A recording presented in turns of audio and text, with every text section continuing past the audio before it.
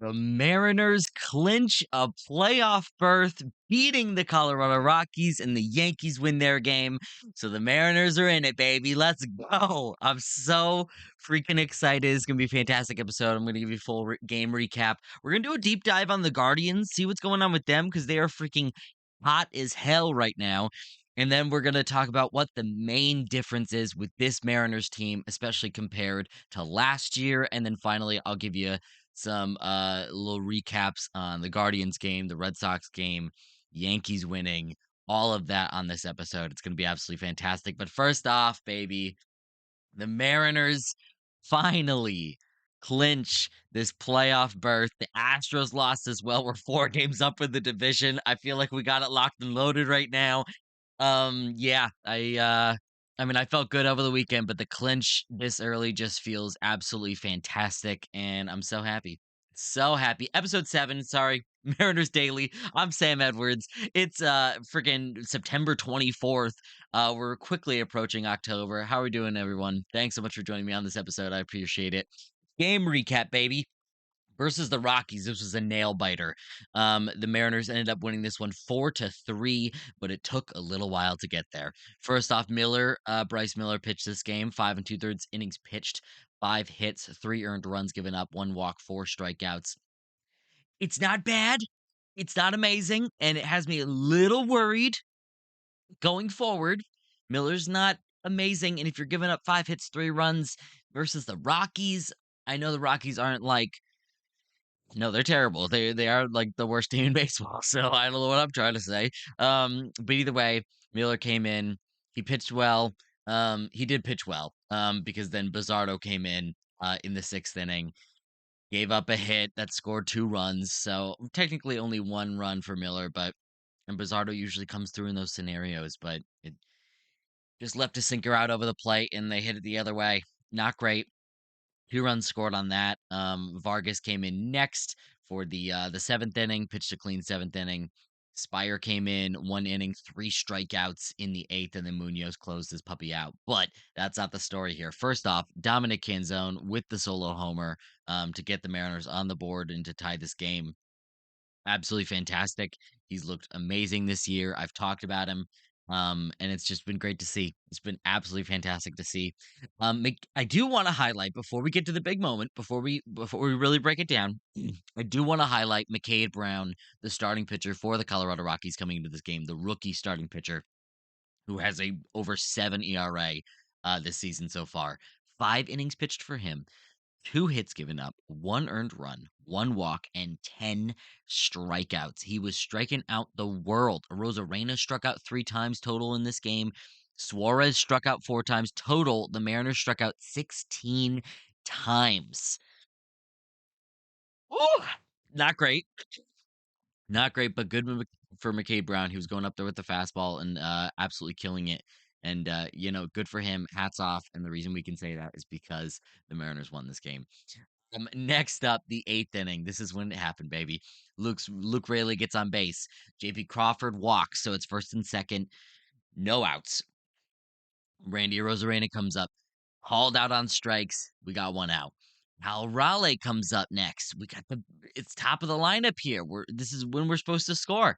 Raleigh strikes out on a swing, on a pretty rough swing as well. The pitch was pretty low. Anyways, 2 outs, still 2 men on. Julio comes up. It's a 1-2 count. Julio gets hit by the pitch. He goes to first, bases loaded. We got Rayleigh on third, Crawford at second, Julio at first. And who comes up?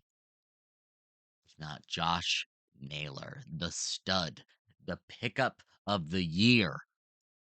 This man takes an up and away on the corner, though, 98-mile-per-hour fastball and shoots it for a line drive into left center field, scoring everyone. And once again, it's just that is a huge difference maker that Julio can make it all the way around. Like, obviously, it was a double and Julio's fast, but this is a difference maker with this team that they can score all 3 runs on that double. Absolutely fantastic. And Naylor coming through in the clutch when we need him. And this is just, it's such a huge difference with this team. We're going to get to the difference. And we're going to break down this Mariners offense in a second, but absolutely fantastic. The Mariners clinch the playoff spot, and I'm waiting for them to clinch this division because it's about time, baby. It's about time we do this, that we finish this off. And if the Mariners win tomorrow and the Astros lose tomorrow, that sounds like a clinch to me, baby. Yeah, so I'm super excited, super happy. Mariners fans deserve it. We all deserve it. It's been a long suffering, and I just really want this year to be a huge difference maker, to really go deep into the playoffs and show that we are a team not to be trifled with. So I'm so excited. So happy. Let's get into the Guardians breakdown here. The Guardians are a crazy team, man. They're so freaking hot right now. And it's wild to watch. So I had to look into them and see what's going on. Okay, first off, team stats total for the offense. They are 20th in home runs. They are 11th in stolen bases. That's better.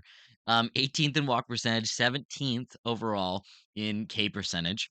As a team for the season, they're batting 226, 297, 373 with a 87 runs created plus, which is 28th in Major League Baseball. And they are 25th in offensive WAR. Okay, so what are they doing? What's going on? Over the season, obviously, Jose Ramirez has been absolutely insane.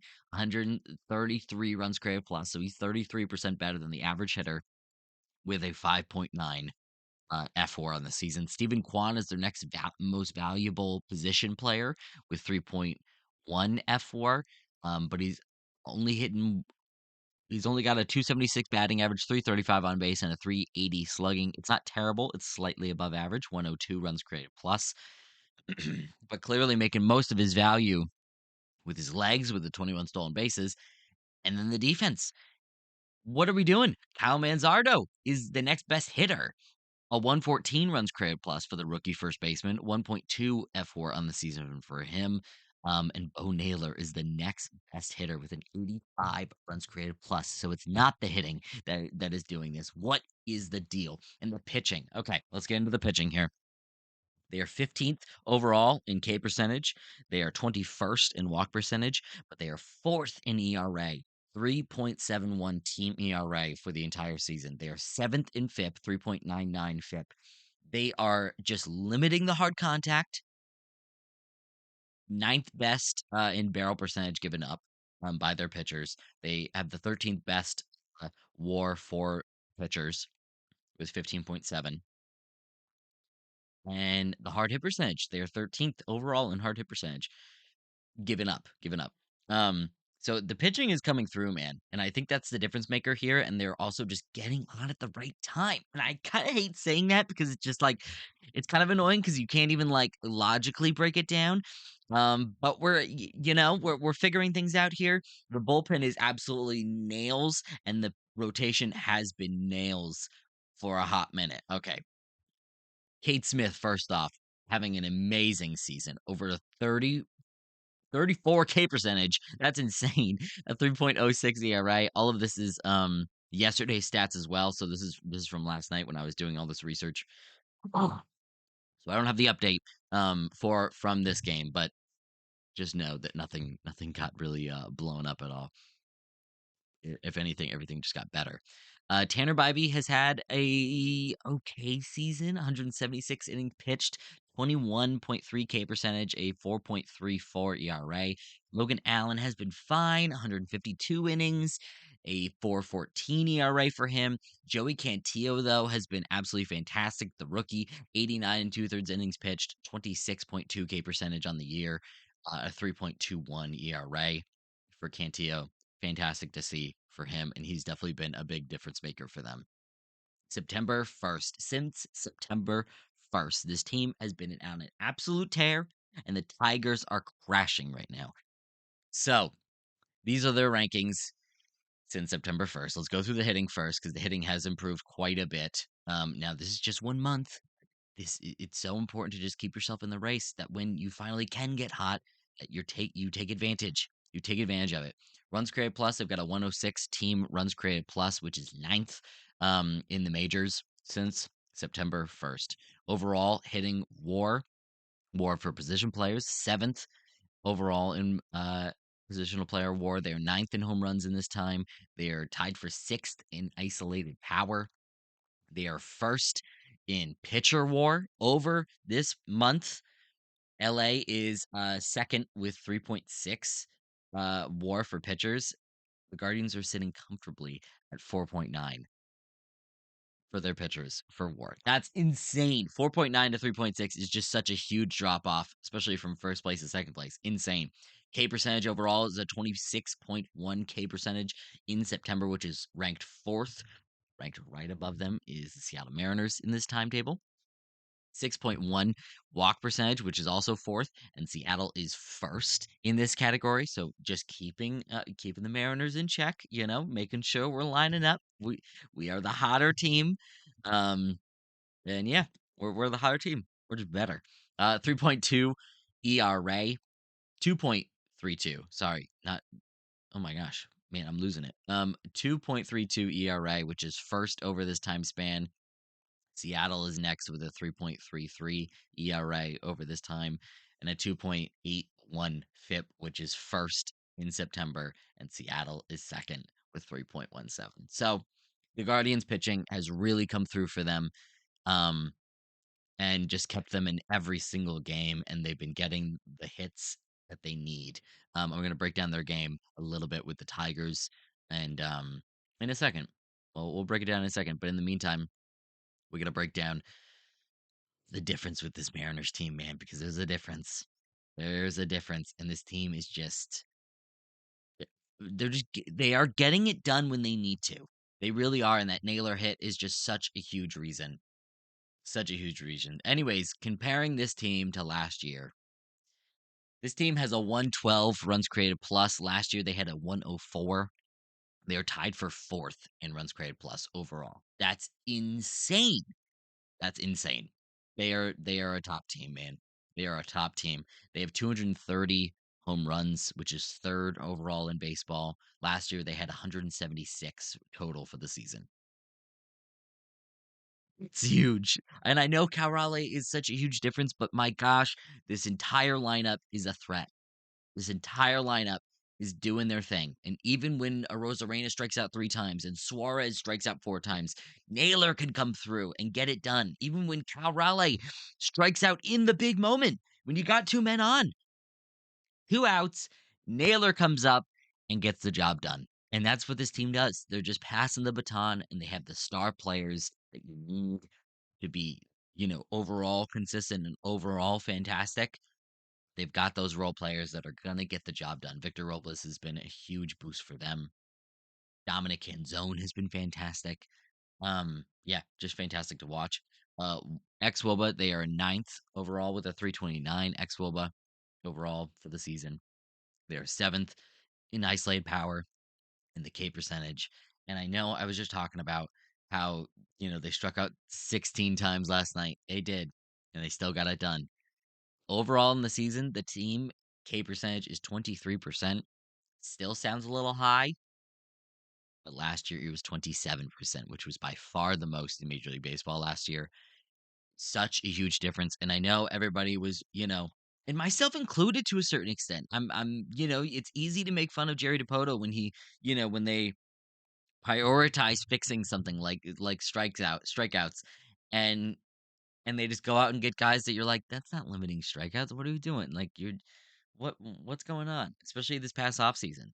But my gosh, has he made me eat my words. Now listen, 23 is nothing to scoff at for a K percentage, but the difference, 4% difference between this year and last year, that's a huge difference for this Mariners team. And yeah, it's been great to see. Been absolutely great to see. Suarez is a positive addition to this team from this trade deadline, and Josh Naylor is the pickup of all pickups. He could be the best trade deadline pickup as an individual player, especially considering what he's going to do for us in the playoffs. So I'm so excited to see what happens. Finally, let's give some updates here on the wild card race because it's getting down to the wire, baby. We're almost there. We're almost at the end, and we got to keep everybody up to speed on the AL counterparts. The Guardians tied the Tigers for the division win with a 5-3 win today. Or last night, sorry. Today. I do want to shout out David Fry. He got hit in the face with a 99-mile-per-hour four-seamer. Really tough to watch. From Tarek Skubal. He looked okay. He's covering his face. I have heard no update so far, but he was able to stand up, and they were able to cart him off. And yeah, just shout out to David Fry. Hope you're okay, man. And yeah, nobody wants to see that. And scary for Scooble as well. I can't imagine pitching, and Fry went up there for a bunt, and it just hit his face. So scary. I hope David's okay. Hope he can make a full recovery, and I hope Scooble can kind of shake that off mentally for himself. Huge shout out there. Scooble did pitch a very good game. 6 innings pitched, 4 hits, 3 runs, 1 earned due to a throwing error on his part. He was trying to make a under the legs toss. It would have been amazing if he had made it, but he didn't make it. Threw it over the first baseman. 3 walks for him, 8 strikeouts total. But Gavin Williams is the story here, man. I mean, he's had a kind of up and down, very interesting season. The walks have been a little crazy for him, but my gosh, this start 6 innings pitched, 4 hits, 2 earned runs, 2 walks, and 12 strikeouts. 12 freaking strikeouts in 6 innings. Absolutely insane, especially when your team needs it the most. They're 1 game out of the division. Now they're tied for the division lead. I don't know what's gonna happen, man. I mean, the Guardians just seem too hot, and the Tigers are too cold right now. And the Guardians beat for the freaking Tigers with Scoople on the mound. What else do you need, man? What else do you need at that point? The Guardians, my I can't believe it. I can't believe it. So shocked. And I don't know. I see no reason why they can't win this division. Yeah, crazy. The Red Sox won their game, beat the Blue Jays 4-1. That's huge. They stay in the wild card race here, holding on to a spot.